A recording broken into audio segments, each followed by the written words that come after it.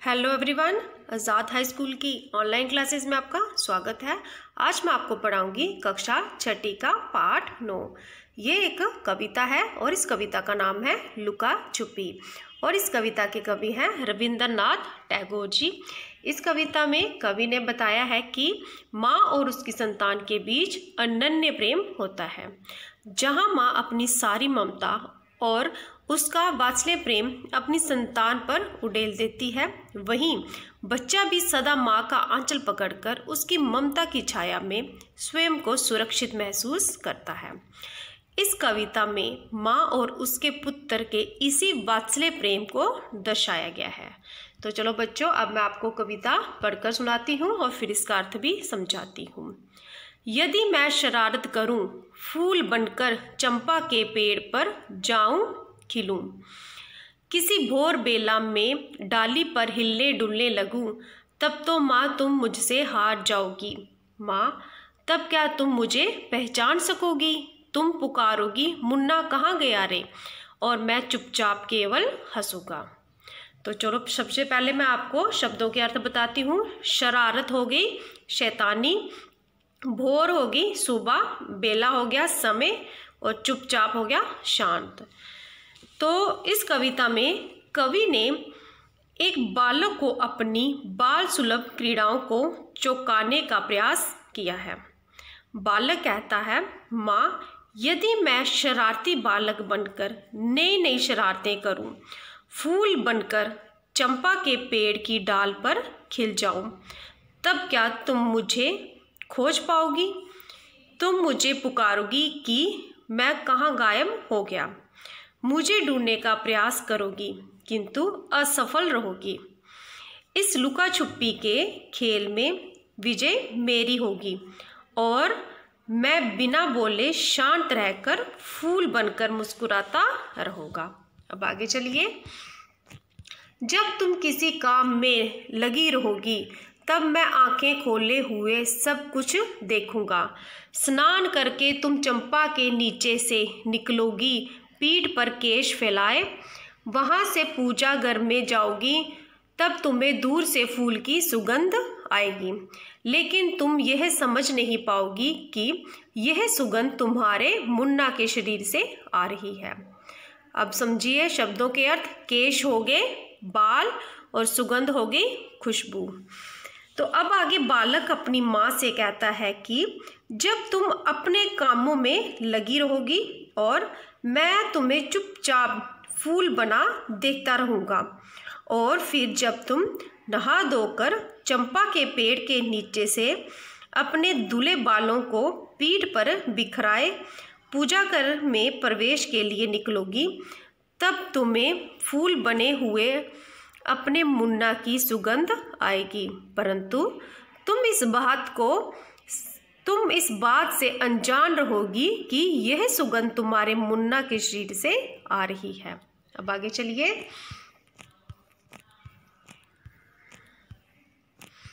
सबको खिला पिलाकर दोपहर में तुम महाभारत लेकर बैठोगी, कमरे की खिड़की से पेड़ की छाया तुम्हारी पीठ और गोद में पड़ेगी।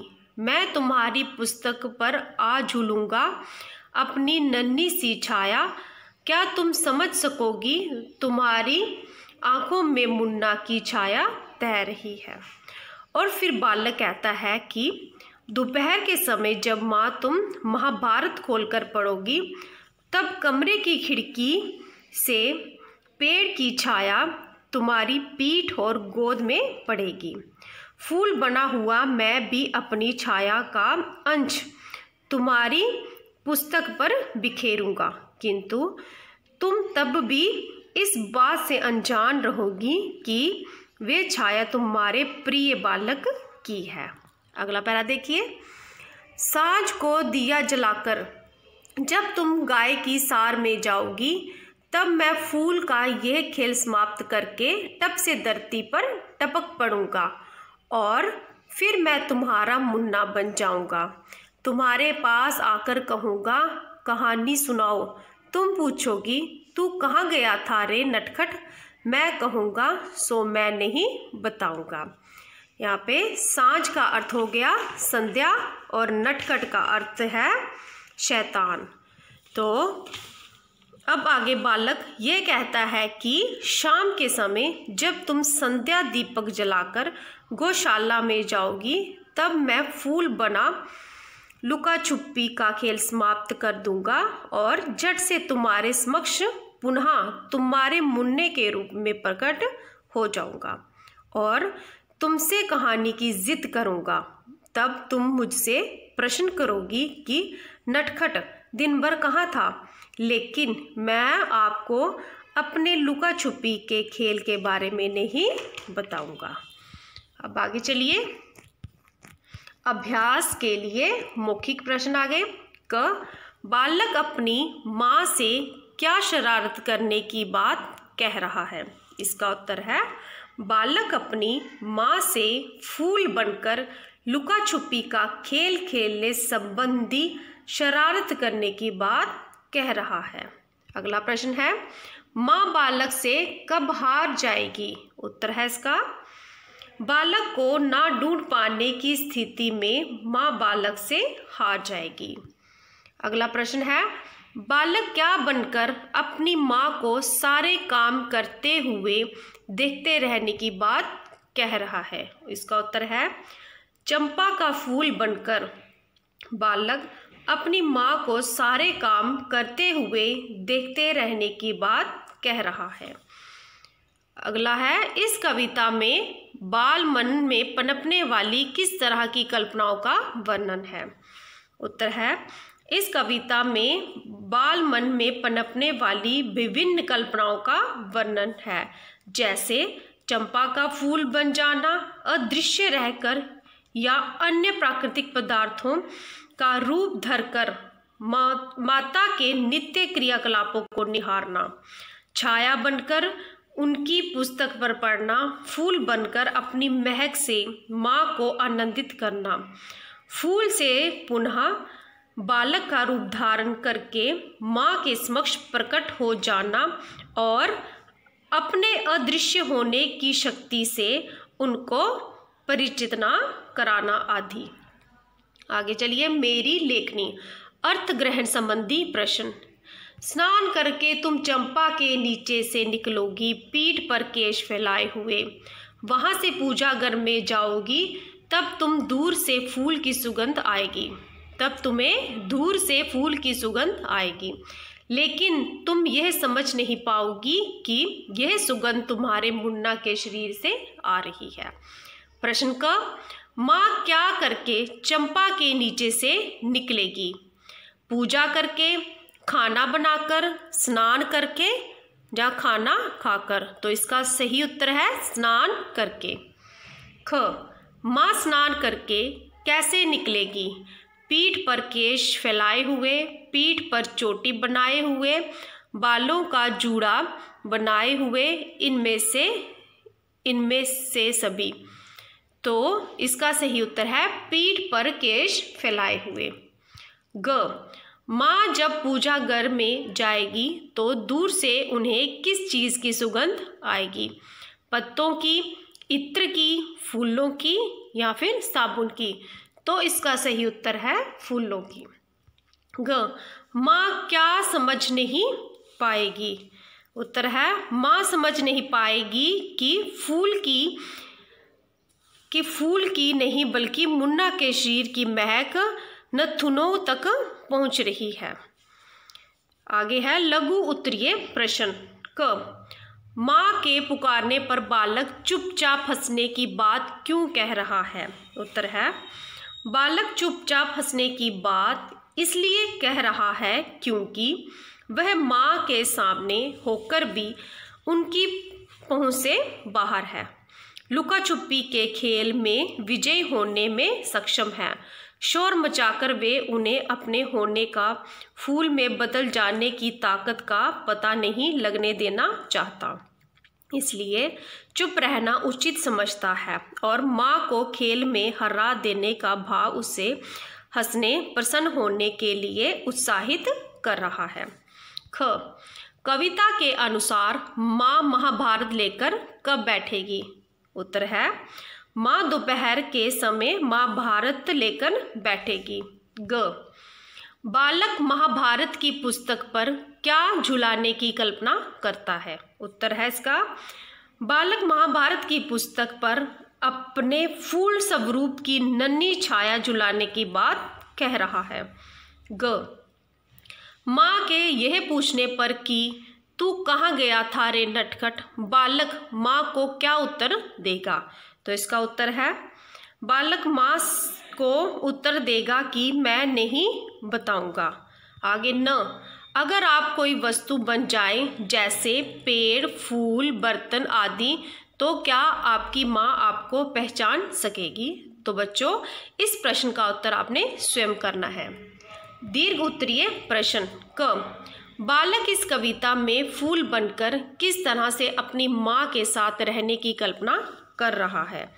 उत्तर है, बालक इस कविता में कभी फूल बनकर, कभी उसकी सुगंध, कभी उसकी छाया के रूप में अपनी माँ के साथ अदृश्य रूप से रहने की कल्पना कर रहा है।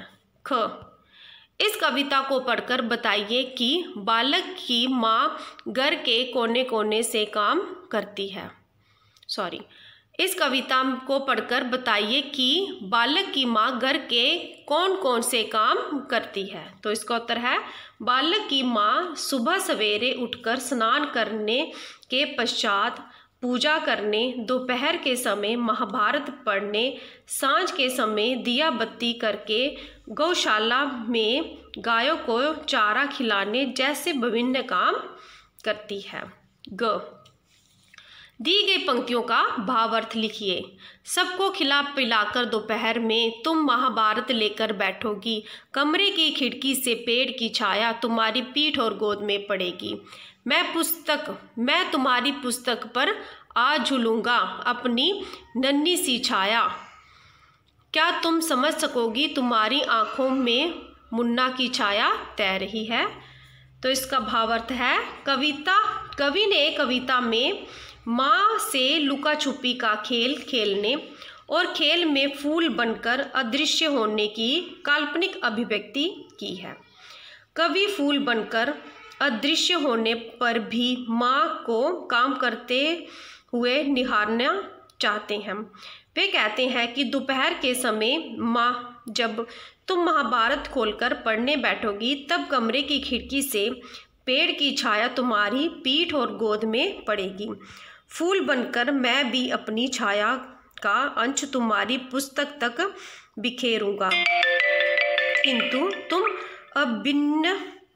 किंतु तुम अनजान रहोगी कि वे छाया तुम्हारे प्रिय बालक की है। आगे चलिए। भाषा और व्याकरण।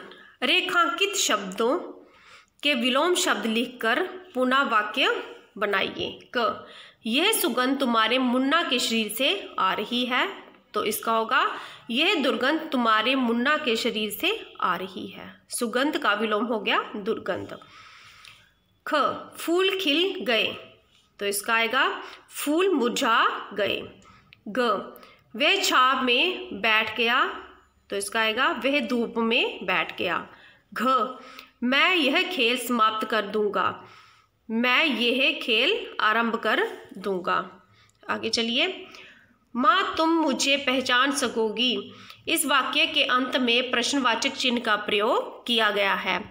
ये एक प्रकार के भाव और विचार को स्पष्ट करने के लिए प्रयुक्त विराम चिन्ह है। भाषा को लिखते समय वाक्य के बीच में या अंत में जिन चिन्हों का प्रयोग किया जाता है उन्हें विराम चिन्ह कहते हैं। वाक्य के अंत में 3 प्रकार के विराम चिन्हों का प्रयोग किया जाता है: पूर्ण विराम, प्रश्न सूचक चिन्ह तथा विस्मय सूचक चिन्ह। समान कथन वाले सभी प्रकार के वाक्यों के अंत में पूर्ण विराम लगाया जाता है, जैसे तुम यह समझ नहीं पाओगी कि यह सुगंध तुम्हारे मुन्ना के शरीर से आ रही है। पूर्ण विराम।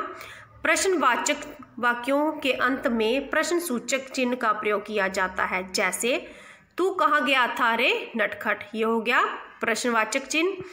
आश्चर्य, हर्ष, घृणा, शोक आदि भावों को व्यक्त करने वाले वाक्यों के अंत में विस्मय सूचक चिन्ह का प्रयोग किया जाता है। जैसे मुन्ना कहाँ गया रे, ये हो गया विस्मय सूचक चिन्ह। आगे देखिए, उपयुक्त विराम चिन्हों का प्रयोग करते हुए दो वाक्य लिखिए। सबसे पहले पूर्व विराम पे 2 वाक्य लिखने हैं। जैसे अभी आ गया पहला, लुका छिपी कविता रविंद्रनाथ द्वारा रचित है, यह आ गया पूर्ण विराम। आगे, कविता में माँ और बालक के पारस्परिक स्नेह का वर्णन हुआ है, इसमें भी पूर्ण विराम। आगे आ गया प्रश्न सूचक चिन्ह, लुका छुपी कविता के रचयिता कौन है, यह आ गया प्रश्न सूचक चिन्ह। लुका छुपी कविता का उद्देश्य क्या है, यहाँ पे भी प्रश्न सूचक चिन्ह। आगे आ गया विस्मय सूचक चिन्ह, वाह, उसके आगे विस्मय सूचक चिन्ह, कितना सुंदर दृश्य है, पूर्ण विराम। अरे, फिर प्रश्न सूचक चिन्ह, फिर अरे विस्मय सूचक चिन्ह, आप कब आएंगे, तो यहाँ पे आएगा प्रश्न सूचक चिन्ह। आगे चलिए, क्रिया के जिस रूप से क्रिया के होने के समय का बोध हो उसे काल कहते हैं।